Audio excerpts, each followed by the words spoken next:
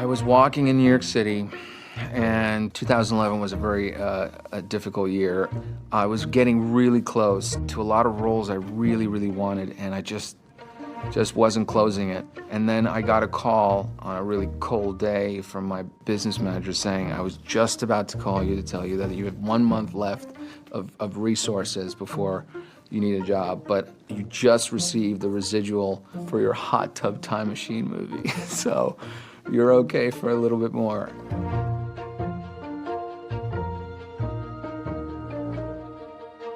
Hi, my name is Sebastian Stan, and this is the timeline of my career.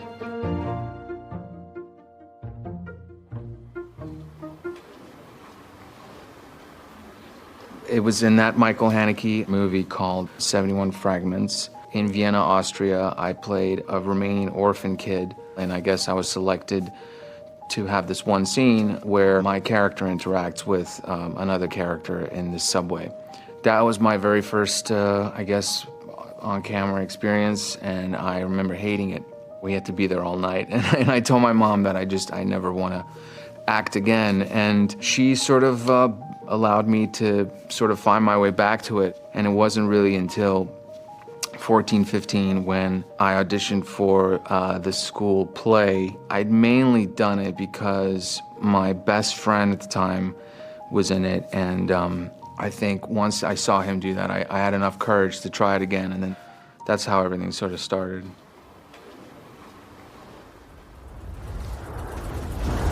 Ooh, witchy. Oops, wait. Did I just say witch?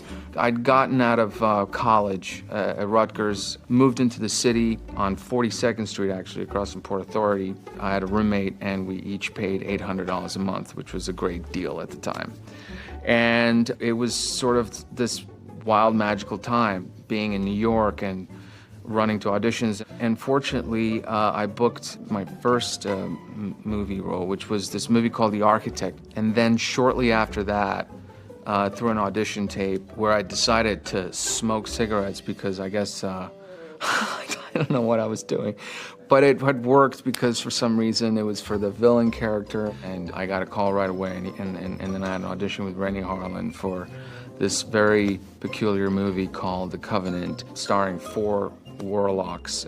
I just remember getting that phone call, and it happened like right before my birthday. It was like the greatest birthday present ever. It was just a really, really beautiful moment that kind of, you know, maybe I don't have to go back to being a waiter. I can kind of ride this for a little while.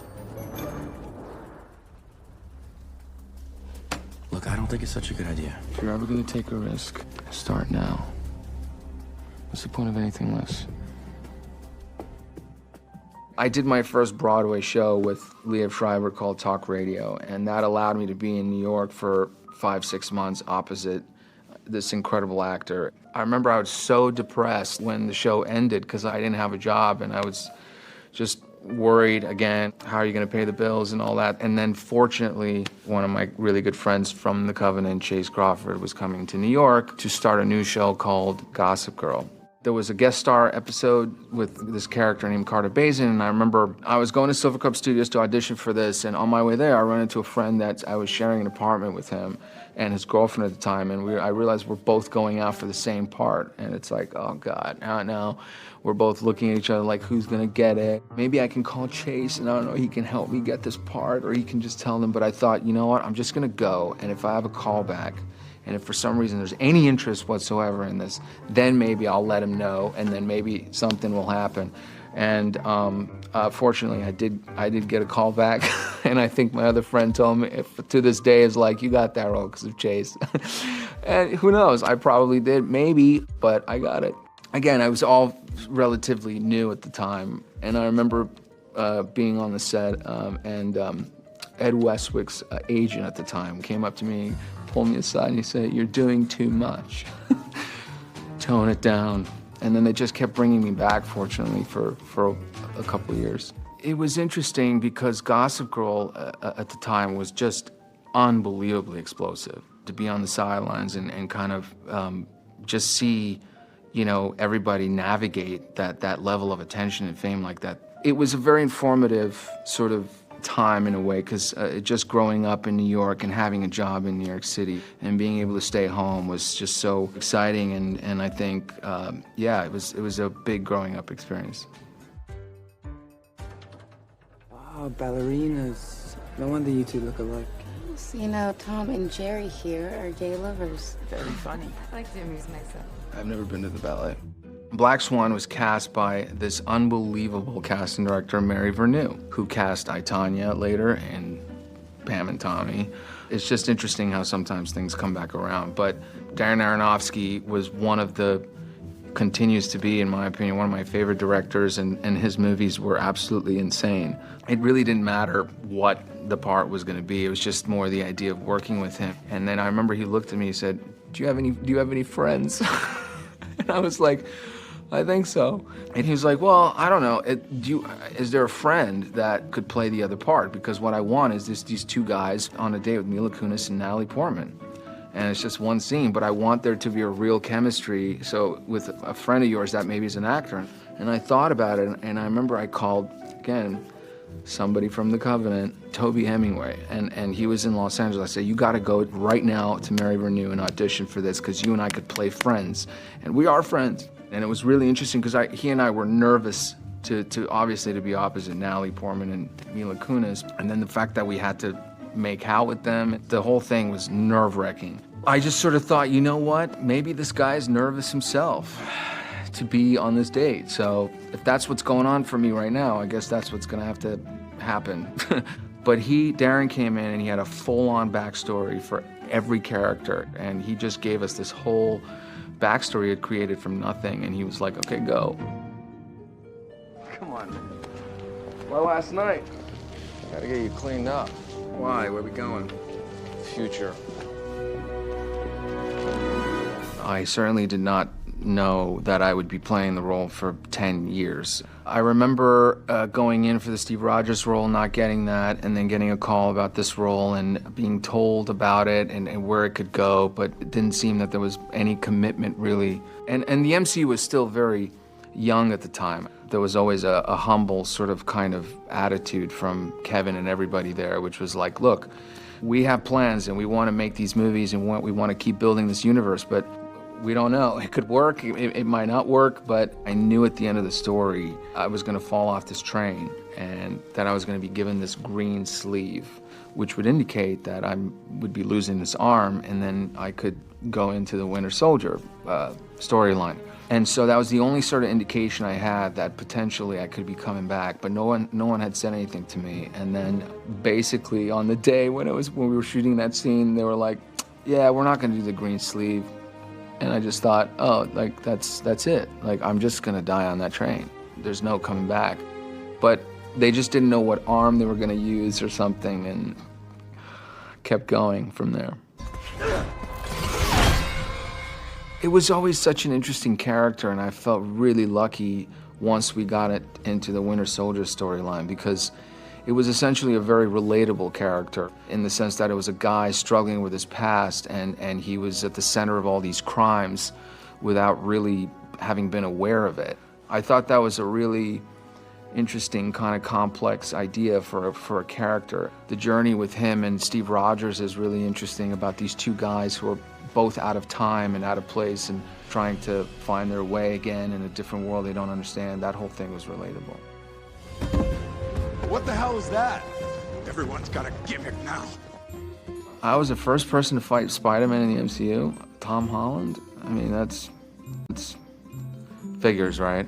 I guess we helped him out. It was so weird and wild because it was such a funny moment with sort of him catching the arm and the punch and everything, and Anthony and I sort of having to come together over it. Basically, Anthony and I got a show because of Tom Holland. I guess that's like what I'm realizing now as I'm talking, which is something I'd really hate for him to know. Tom, that is, not Anthony.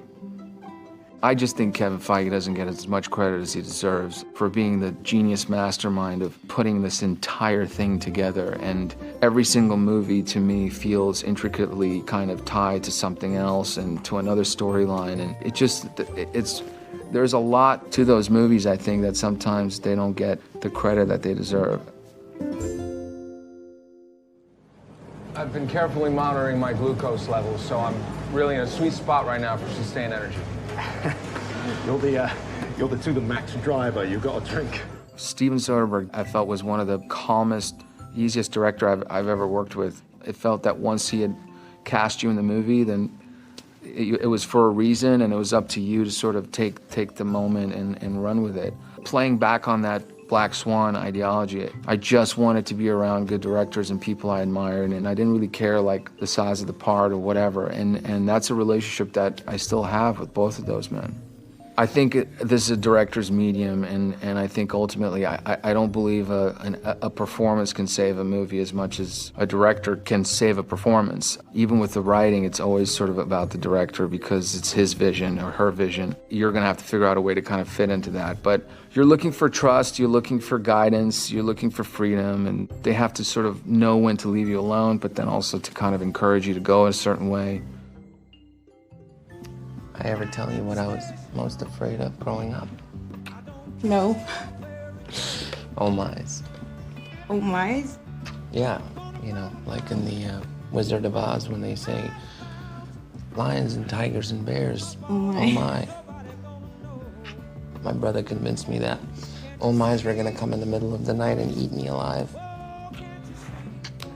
You're so fucking dumb. It was such a well-written script. It was so unbelievable. It was funny and yet brutal, and it was an insane story that I didn't even know about. And obviously, getting to meet Margot and having a few chemistry reads with her, it just felt like this is a really great company of people telling this important story and finding a way to do it in a very unique, different way than we've seen before. So at the time, I'd never played a real person before, so I was mortified, and I certainly didn't live his life. And I didn't remember that when I was growing up as a kid in the 90s. But Stephen Rogers, who was, and that's his name, is an amazing writer. And he'd gone and he had interviewed Jeff and he'd interviewed Tanya. And so I had this great audio, and I just went back to looking at all the footage I could. And I went to Portland, Oregon, and I wanted to go to where they met, where they went on their first date. All these things were in the script.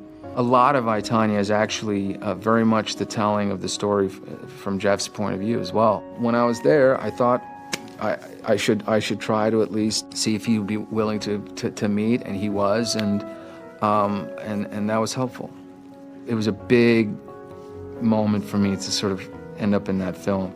It was such an experience that I grew from, that a lot of things kind of shifted from there for me. Pamela. Yes, Tommy.